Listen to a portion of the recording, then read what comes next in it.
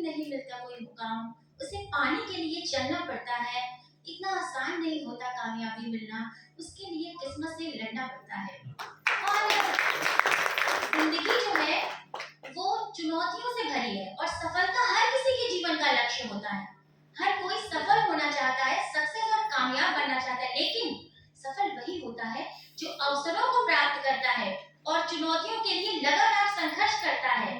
और जिंदगी ही क्या जो छांव छांव चले, जो वर्षा और बादलों से नहीं करते वही तो बादलों के ऊपर है उड़ते।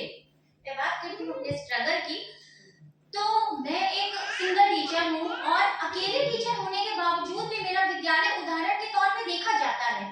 विजिट कराए जाते हैं, किसी भी प्रोफेशनल, किसी भी राजनीतिक, कोई भी विजिट होना होता है जनपद में, तो हमारा विद्यालय सबसे पहले नंबर पे होता है।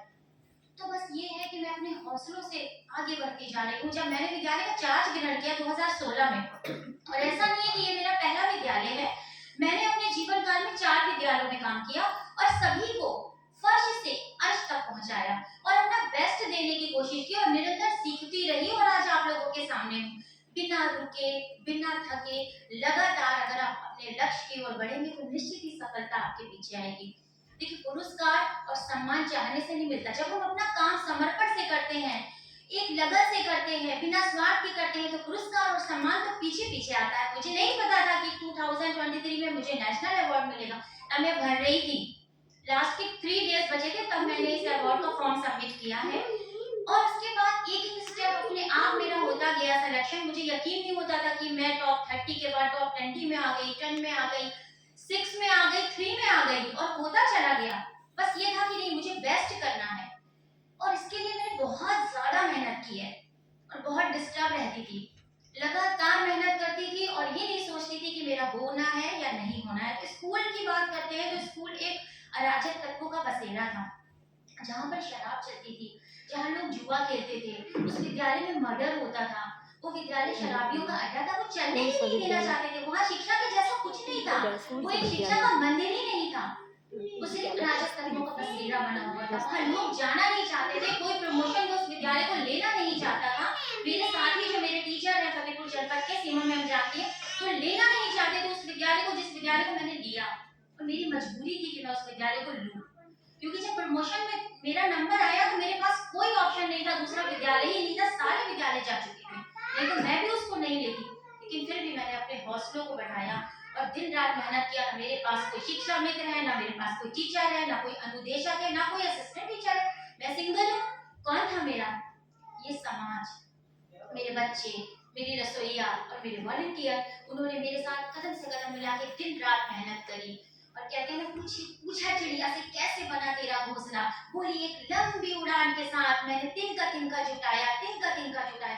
हर दिन कुछ नया, हर दिन कुछ अलग, हर दिन कुछ सोच के जाके, हर दिन बच्चों के साथ जूझे थे, हर दिन समस्याओं के साथ। ऐसा नहीं है, हमारे जो एक शिक्षक होते हैं उनके जीवन में बहुत प्रॉब्लम्स होती हैं, कुछ पर्सनल होती है हमारी फैमिली की जो हमें करने से रोकते हैं, कुछ हमारी प्रोफेशनल होती है जो हमारा विभाग हमारे ऊपर डालता है, कुछ समाज, समुदाय और हमारे अभिभावक हमें परेशान करते हैं। बच्चों को विद्यालय नहीं भेजते। कितना बेस्ट निपुण विद्यालय बनाना और सभी मानकों पे पूरा खरा उतरना अपने आप में बहुत मुश्किल काम था। लेकिन बस ये ना, जब इरादा कर लिया ऊंची उड़ान का, फिर देखना बेकार है कद आसमान का। जब इरादा ही कर लिया कि इस विद्यालय को निपुण विद्यालय बना के रहूंगी, इस विद्यालय को उत्तर प्रदेश का सबसे अच्छा विद्यालय बना के रहूंगी, तो बस लगी रही, दिन रात मेहनत किया और चुनौतियों का सामना करती रही। मुझे एक लम्हा मुझे परेशानियों का सामना करना पड़ा। मैं रोई, रातों में परेशान रही, सोई नहीं और पैसा अपना लगाती गई। ये नहीं सोचा कि ये स्कूल तो सरकारी है, इसमें इतना खर्चा कर रही हूँ, ये तो मेरा है, मेरे बच्चों के लिए नहीं। ये होना चाहिए कि आपकी सोच क्या है, आप किसके लिए कर रहे हो। वो गरीब बच्चे हैं और आज उस विद्यालय की कंडीशन ऐसी है कि एक भी बच्चा ऐसा नहीं लगता कि वो बच्चा किसी रिक्शे वाले का बच्चा है या वो बच्चा किसी मजदूर का बच्चा है। वो कॉन्वेंट स्कूल के बच्चे लगते हैं और पूरे वेल ड्रेस में आते हैं। हमारे स्कूल का रिकॉर्ड है, हमारे स्कूल में 300 बच्चे और 250% रहते हैं। एक भी बच्चा किसी भी क्लास का बिना फुल यूनिफॉर्म के, यानी कि सॉक्स भी वाइट ही पहनेगा। कैसे, कहाँ पहनते हैं प्राइमरी के बच्चे? आप कैसे कर जाओ, आप अपनी जान हल्का कर दो, उनसे बोल दो वो नहीं पहने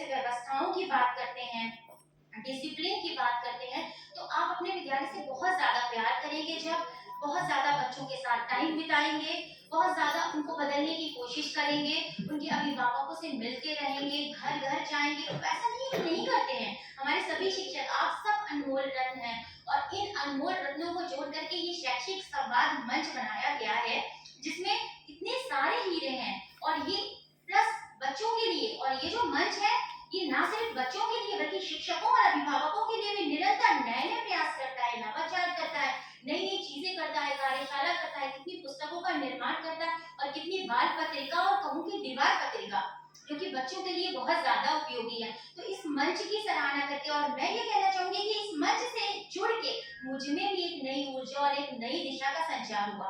तभी मैं अपने बिजी शेड्यूल में छुट्टी लेके, क्योंकि अकेली टीचर हूँ, छुट्टी लेती हूँ, तो मेरे यहाँ टीचर ही नहीं है। तो कैसे मैंने आज तक बताऊं आपको 12 साल से जॉब कर रही हूँ, मैंने आज तक कभी एक सीसीएल, एक मेडिकल और सीएल बहुत मजबूरी में ली है। मेरी सारी सीएल लैब्स ही होती हैं। आज मैंने पहली सीएल डाली, सुबह बीओ सर को बताया, स्कूल में कोई नहीं, स्कूल खुला है, बच्चे मौजूद हैं, क्लास में शिक्षण कार्य हो रहा है, मेरे फोन में कैमरा रहता है, मैं ऑल टाइम चेक करती रहती हूँ कि किसी बच्चे को कोई नुकसान तो नहीं। और ये सीसीटीवी कैमरा भी मैंने अपनी पुरस्कार की राशि से, अभी जब मुझे नेशनल अवार्ड मिला तब मैंने लगाया, बच्चों की सुविधा के लिए, कि मेरे ना रहने पे किसी बच्चे को कोई नुकसान ना हो। तो एक चीज नहीं करनी पड़ती है, हर चीज करनी पड़ती है। और नवाचारों की अगर बात करते हैं तो हर रोज एक नया नवाचार। आप अगर स्कूल जाएं तो उसी ऊर्जा के साथ जाएं जिस ऊर्जा के साथ आप यहाँ कार्यक्रम में आए, या अपने किसी परिचित के साथ, या किसी अच्छे कार्यक्रम में, किसी आयोजन में हम जाते हैं, तो हमारे अंदर एक ऊर्जा होती है, हम बहुत अच्छे से तैयार होते हैं, हम अपने आप को मोटिवेट करते हैं कि वहाँ हमें अच्छा प्रस्तुति करनी। उसी तरीके से मैं डेली प्रतिदिन विद्यालय जाती हूँ, और सच बताऊँ तो मुझे अपने विद्यालय से बहुत ज्यादा प्यार है, बहुत ज्यादा। लोगों को कहते हैं ना किसी चीज से इश्क होता है, मुझे उन बच्चों से और उस विद्यालय से है, और ये नहीं पता मुझे कि मुझे क्यों है, बस है। तो जब हम किसी चीज को जुनून की हद तक चाहेंगे, किसी चीज को बहुत ज्यादा लगाव के साथ करेंगे, समर्पण के भाव से करेंगे, तो आपको रिजल्ट बहुत जल्दी मिलेगा। अब मैं 2018 में जब मैंने राज्यपाल पुरस्कार डाला, तो पहली बार में मुझे राज्य अध्यापक पुरस्कार मिला। किसी को पहली बार में नहीं, मतलब कई बार तो डालना ही पड़ता है, टीचर्स डालते हैं फिर रिजेक्ट होता है, पहली बार में मुझे राज्य अध्यापक पुरस्कार मिला, और मेरे ऊपर दुगना भार हो गया। राज्यपाल पुरस्कार सारे जनपद में हो गया, और मुझे हर जगह बुलाया जाने लगा, मेरे विद्यालय में लोग आने लगे, तो मेरे ऊपर दुगना भार हो गया कि आसिया तुम अब अकेली ही हो, लेकिन तुम राज्य अध्यापक पुरस्कार से पुरस्कृत हो, कोई काम तुम ऐसा नहीं कर सकती, एक मिनट भी विद्यालय लेट नहीं जा सकती, समय से पहले विद्यालय से नहीं उठ सकती, और जहाँ भी कार्यक्रम प्रस्तुति बच्चों की मांगी जा रही है तुम्हें बेस्ट करना है, चाहे उसके लिए तुम्हें अपना कितना भी पैसा लगाना पड़े, क्योंकि तुम्हारे पर एक लेबल लग गया है, तुम राज्य अध्यापक पुरस्कार से पुरस्कृत हो। उसके 2 साल के बाद राज्य मिशन शक्ति पुरस्कार, जो कि 2021 में मिला, उसे भी आनंदीबेन पटेल ने दिया, वो मुझे मिला, वो यूपी से 4 महिलाओं को मिला था। एक बीहू मैम है बलिया की, एक प्रीति श्रीवास्तव जौनपुर की, एक मैं हूँ, एक नम्रता मैम है बरेली की। ये जो मिला था ये महिलाओं बच्चियों के ऊपर काम करने के लिए मिला था, ऐसे नहीं मिला था। इसमें देखा गया था कि आपने कितनी ड्रॉप आउट बालिकाओं का विद्यालय में एडमिशन कराया, उसका पूरा डेटा आपके डीएम से मांगा गया था, और उसके बाद उतने लोगों की प्रेजेंटेशन करा के आपको दिया गया था ये पुरस्कार कि पूरे यूपी में सबसे ज्यादा ड्रॉप आउट बेटियां जो है वो कहाँ की थी और कितनी एडमिशन की। तो जब मैंने अपने स्कूल का चार्ज लिया तो वहाँ बच्चियां ही नहीं थी, क्योंकि वहाँ वॉशरूम ही नहीं था, वहाँ खंडहर था, वहाँ चमगादड़ लटके रहते थे, वो जर्जर था, वहाँ की खिड़कियां टूटी थी, तो कौन अपनी बेटी को भेजेगा। तो फिर मैंने अपना पूरा पैसा लगा करके स्कूल का भौतिक परिवेश बदला, फिर बालिकाओं का एडमिशन किया, और पहले सत्र में 150 लड़कियों का एडमिशन, उसमें से 90 तो मेरे स्कूल की, और बाकी 60 लड़कियां थी उनको मैंने जीजीआईसी एडमिशन करवा दिया, ले जा करके रिक्शे में बिठा के उनको जीजीआईसी एडमिशन करवाती थी, जीजीआईसी के प्रिंसिपल से बातचीत करके। क्यों? क्योंकि वो ड्रॉप आउट थी, 5 के बाद पढ़ती नहीं। कौन सोचता है अपने स्कूल के लिए प्रयास करने, बहुत बड़ी बात है, लेकिन ये नहीं सोचा था, मुझे नहीं पता था कि मिशन शक्ति भी कुछ होगा, या नेक्स्ट ईयर मिशन शक्ति निकलेगा, या मुझे मिलेगा, मुझे कुछ नहीं पता था। ना कोई मेरा गॉडफादर है, ना मेरा कोई ऐसा लिंक है, मैं सिंगल टीचर हूँ, ना मेरा ज्यादा अधिकारियों से कोई मिलना उठना, मैं कभी किसी कार्यक्रम में फालतू में खड़ी ही नहीं होती, ना मैं कभी बीएससी ऑफिस के चक्कर काटूं, मुझे स्कूल से ही फुर्सत नहीं। बस एक चीज मेरे अंदर है, बहुत ज्यादा मेहनत करना और अपने विद्यालय को बहुत ज्यादा मोहब्बत करना, बहुत ज्यादा प्यार करना अपने बच्चों को। बस अगर हम सच में अपने बच्चों से प्यार करते हैं तो हम उनकी बेहतरी के लिए कुछ ना कुछ तो करेंगे। हाथ पे हाथ रख के, तो चाहे जितना डिपार्टमेंट का वर्क हो, अब टीचर हूँ मैं, प्रिंसिपल का पद है, आप जानते हैं कितना काम होता है पोर्टल का, स्कूल में नहीं कर सकते, ना यूडाइज कर सकते, सब घर पे होगा। 11 बजे आए 12 बजे आए वो काम घर पे ही होगा। अगर हमने स्कूल में खोल लिया तो फिर बच्चे सब पे आ जाएंगे, कैसे उन्हें कंट्रोल करेंगे? तो इतना कौन अपना टाइम देगा?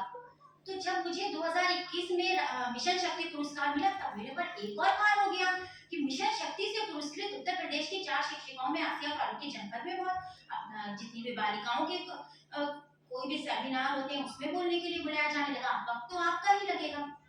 खैर फिर उसके बाद 2021 के बाद 2022 बहुत मेहनत करी, बहुत ज्यादा मेहनत करी और स्कूल में और दुगनी क्षमता से काम करने लगी, क्योंकि मेरे ऊपर 2 बड़े पुरस्कारों का बहुत बड़ा लोड था और जो कि राज्य स्तर के पुरस्कार थे, कोई जनपद स्तरीय तो नहीं थे। और हर किसी को पता था कि ये 2 बड़े पुरस्कार से अब लोगों की कटाक्ष की बातें भी सहनी पड़ती हैं, लोग टारगेट भी आपको बनाते हैं, लोग आपसे जलने भी लगते हैं, लोग आपके पीछे भी पड़ते हैं, भाई जाहिर सी बात है। और जहाँ अकेली टीचर होगी उसको तो हर चीज फेस करनी होगी और महिलाओं को तो बहुत कुछ फेस करना पड़ता है। घर से भी लोगों को सुनाई जाती है बातें कि कितने पुरस्कार चाहिए, क्या करोगी? नहीं भरना था नेशनल, कोई मन नहीं था कि अभी नेशनल भरूं। 12 साल हुए थे जॉब को, लगता था हाँ जब 15 साल हो जाएंगे 20 साल हो जाएंगे तब नेशनल अवार्ड तो मुझे मिलना है।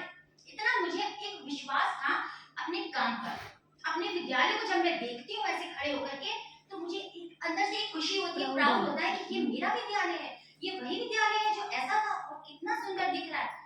उसमें एक पॉजिटिव एनर्जी है वहां पर। वहां पे आप खड़े होंगे तो आपको एक सकारात्मक ऊर्जा का संचार होगा और पूरे दरों दीवारों से एक खुशबू आएगी मेहनत की, प्यार की, कि किए हुए काम की। एक पेंटिंग खुद से सजाई, मतलब सुंदरता आप देखेंगे तो आप मोहित होके रहेंगे। आपको लगेगा कि बेसिक का स्कूल शायद कहीं ना हो ऐसा। पर बस वही जो सब करते हैं, कहते हैं ना जीतने वाले कोई काम अलग से नहीं करते, वो भी वही करते हैं जो सब करते हैं, लेकिन वो हर काम को कुछ अलग ढंग से करते हैं, तभी वो जीत जाते हैं।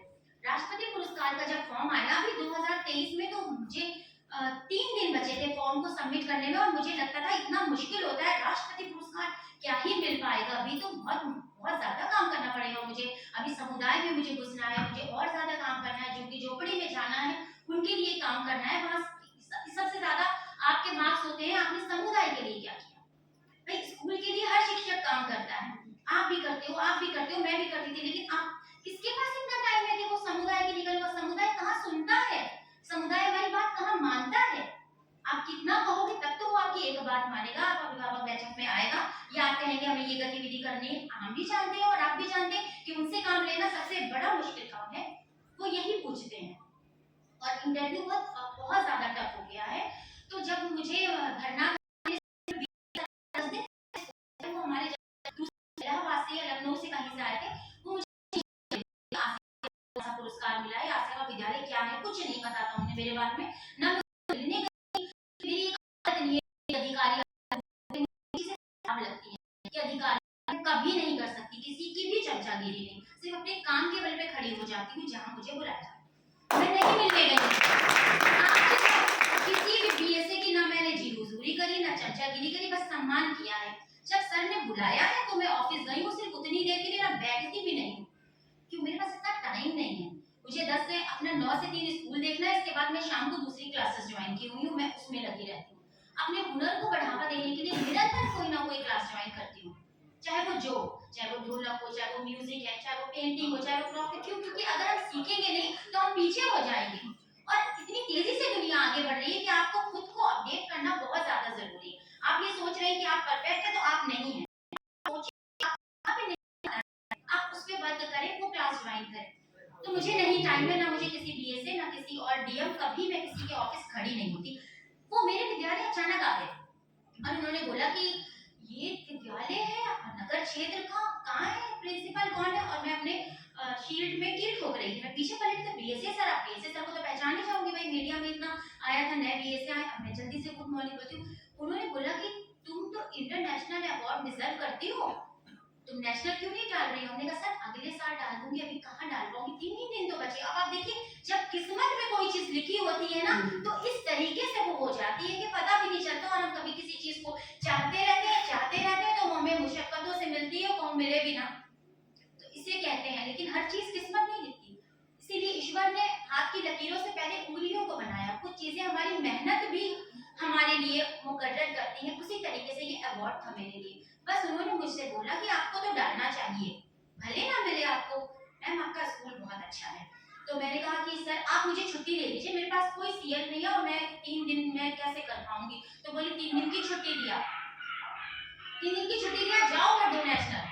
इस तरह बोले और विद्यालय से चले गए, और उसमें लिखे कि जो हमारी होती है विजिटर्स बुक हम रखते हैं, उसमें लिखा उन्होंने कि यू डिजर्व इंटरनेशनल अवार्ड हासिल कुड डू, ऐसे करके लिख के इंग्लिश में। वो सिर्फ 10 मिनट हमारे स्कूल में रुके और चले गए। उसके बाद उनकी शाम को कॉल आई, बोले आप भर रही हो ना मैम? मैंने कहा कि सर सच में भरना है। तो बोले भरिए, जहाँ प्रॉब्लम हो मुझे बताइए। उनके मन में आया जो भी सोचा हो उन्होंने, और उन 3 दिनों को मैंने दिन रात 12 बजे रात तक 1 बजे रात तक मैंने लगातार फॉर्म भरा। और उसके बाद आज आप लोगों के सामने हूँ। कितने स्टेप में इंटरव्यू हुए, कितनी बार लखनऊ और यहाँ वहाँ जहाँ भी बुलाया जाता है वहाँ जाना पड़ता है, और आपको अपना प्रेजेंटेशन देना पड़ता है, टाइम लिमिट होती है, क्वेश्चंस बहुत हार्ड होते हैं, मार्किंग बहुत हार्ड होती है, पूरे मानक देखे जाते हैं। लेकिन बस कहते हैं ना कि जब ऊपर वाला कोई चीज दिखता है ना तो फिर उसी तरीके से रास्ते बनते जाते हैं। लेकिन मेहनत बहुत जरूरी है, सबसे पहली चीज मेहनत है। अगर आप मेहनत करेंगे तो फल की चिंता नहीं करेंगे। तो आज मैं आप लोगों के सामने, मुझे बहुत अच्छा लग रहा है आप लोगों से ये सारी बातें बता के, क्योंकि